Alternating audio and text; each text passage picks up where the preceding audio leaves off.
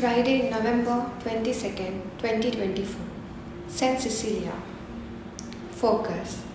My house shall be a house of prayer, but you have made it a den of robbers. Today, Jesus has a stern message for those who would disrespect his Father's house. How often have we attended Mass with unclean hearts or received Jesus in the Eucharist without benefit of the sacrament of reconciliation? For years, I went through life without Mass, confession, or Jesus. I missed out on the one true friend who never lets us down.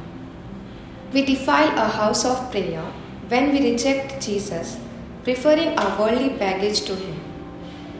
Every Bible passage has a context and a lesson for us. Applying today's gospel to our own life prompts us to contemplate our deepest desire. Are we fixated on worldly possessions, wealth, and our materialism? When we enter God's house, are our hearts free from selfishness and greed? Jesus calls us to clean ourselves in His presence, nurturing a relationship free from worldly distractions. But the cares of life often render us deaf to His call.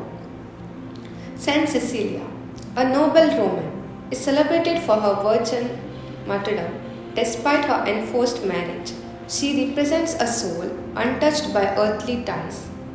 Her shining example of unwavering devotion to God should prompt us to rid our hearts of all distractions and embrace a life of spiritual purity and virtue. Fruit. Our bodies are divine temples that belong solely to God.